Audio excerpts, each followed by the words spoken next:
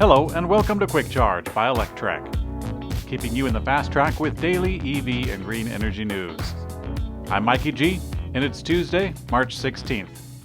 Tesla has lobbied the UK government to promote higher taxes for gas-powered vehicles, or petrol cars as they would say, as well as a proposed ban on internal combustion engine vehicles. Over the years, Tesla has occasionally lobbied for electric vehicle incentives, but the automaker has always made its position clear about the best solution being to tax products that result in more polluting emissions in order to represent their true cost. Over the years, Tesla has occasionally lobbied for electric vehicle incentives, but they have always made their position clear about the best solution being to tax products that result in more polluting emissions in order to represent their true cost. And now The Guardian has obtained the proposal, which was submitted last summer but only recently uncovered. In part it reads, quote, supporting zero-emission vehicle uptake via mechanisms to make new fossil fuel cars pay for the damage they cause is entirely reasonable and logical. The result can be a revenue-neutral system for the government. Now, this proposal comes amid a proposed ban on new internal combustion engine vehicle sales by 2030 in the country. According to the report, Tesla is the only automaker that has officially given its support to the ban.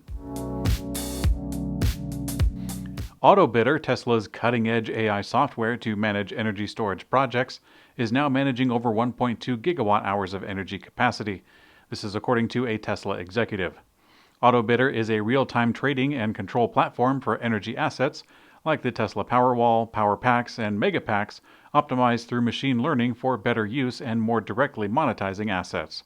When it was revealed that Tesla was behind the secretive energy storage project in Texas last week, Rohan Ma, Tesla's lead on AutoBidder and other energy optimization products, commented on the project and revealed that AutoBidder now has 1.2 gigawatt-hours of assets under management. Ma's team is also behind another lesser-known Tesla product called Opticaster. They said, quote, Opticaster is Tesla's intelligent software designed to maximize economic benefit and sustainability objectives for distributed energy resources. Tesla has learned from the Model Y's first winter and started pushing a new software update with cold weather improvements. Over the years, Tesla has often been accused of being a California company that doesn't design cars for cold climates. Tesla's actually perform pretty well in cold weather thanks to automatic updates like these. Several Tesla owners are reporting receiving a new software update, 2021.4.12, and it includes a very limited release notes. Quote, minor cold weather improvements and bug fixes, additional enhancements have been made to improve the overall experience of your Tesla vehicle in cold weather. Tesla doesn't really go on about the details, but they are reportedly being noticed in stronger regenerative braking, especially when the cars first started. In a move similar to Tesla's supercharger network, Porsche has announced that it will build its own proprietary charging network for its customers. The German automaker says each station will have, quote, between 6 and 12 charging points with a charging capacity of 350 kilowatts and more. Now, similar to what Tesla is doing with their supercharger stations, Porsche will also have lounge areas and some self-service facilities. The automaker didn't offer a clear timeline for when the network would be deployed, or if it will even come to North America, where Porsche Taycan customers currently rely on the Electrify America network. Toyota is teasing its first battery electric SUV ahead of the planned unveiling at the Shanghai Motor Show next month. Despite the fact that the company announced an acceleration of its electric vehicle plans last year, the Japanese automaker has been focused on hybrids and fuel cell vehicles and has often dismissed battery electric vehicles completely. Ironically, the first electric vehicle that Toyota is expected to offer outside China will be unveiled in China. There isn't much we can discern from the teaser image, since the vehicle is completely covered, and the press release mostly discusses the versatility of Toyota's new EV platform. The vehicle will be revealed on April 19th and available for public gawking in person on April 21st.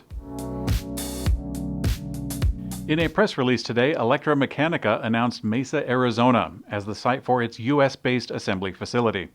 The Mesa facility will feature both a light vehicle assembly plant along with a state-of-the-art engineering technical center. The center will be erected with multiple labs for comprehensive research. Additionally, it will include testing workshops for vehicle chassis, battery packs, and power electronics. Electromechanica is not alone in its migration to the Grand Canyon state. Lucid Motors is on the cusp of a full-fledged production at its AMP1 facility in Casa Grande. An Israeli startup has just unveiled its new approach to drive components and platforms, RE Automotive. Named REE Corners or RE Corners, these proprietary systems fuse all the vital parts of an EV together between the chassis and the wheel. This technology integrates steering, braking, suspension, powertrain, and control all into the arc of the wheel. Removing bulkier components like steering columns allows for the super flat platform. This also allows for a complete modularity in terms of width, length, and even height. What has normally been called a skateboard platform has been put to shame by the ultra-thin and fully fledged features of this innovation. Fully charged Robert Llewellyn has even had a chat with REE's co-founder and CEO Daniel Barrell. At Electrek, we're keeping a close watch on REE's progress. Self-driving startup Voyage announced that it has been acquired by Cruise, a larger autonomous driving company. Despite General Motors owning Cruise, the automaker is still taking outside investment from other companies. It received $750 million from Honda in 2018, and furthermore, the company raised another $1.15 billion investments from Honda and institutional investors in 2019.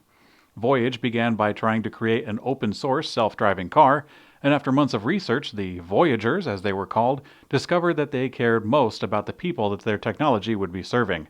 It then began focusing on safely transporting senior citizens autonomously. Since then, Voyage has been able to produce 3 generations of robotaxis, as well as proprietary self-driving technologies that will now benefit Cruise moving forward. This includes Commander, which is Voyage's self-driving AI, Shield, their collision mitigation system, and TeleAssist, a remote assistance solution. And in Electrek's Green Energy Brief, since the announcement of Tesla's solar roof in 2016, the growth of in-building integrated photovoltaics has been disappointing.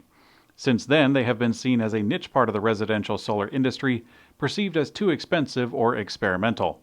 But now Electrek's Michelle Lewis spoke with Martin DeBono, president of GAF Energy, about built-in solar and the future of residential solar.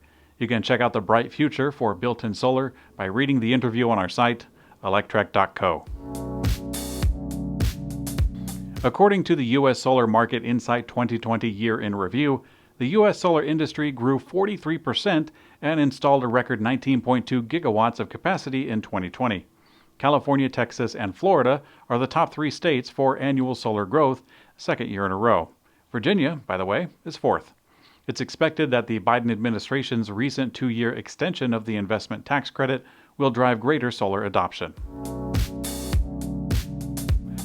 According to a new report, World Energy Transition Outlook, clean energy investments must increase by 30% to a total of $131 trillion by 2050 to avert the climate crisis. The International Renewable Energy Agency asserts in their annual flagship report that a proven technology for net zero energy already exists. The agency predicts that renewables, green hydrogen, and bioenergy will dominate in the future. Thanks for watching Quick Charge by Electrek. We also have an audio version on your favorite podcast player. I'm Mikey G, and I hope you have a great day.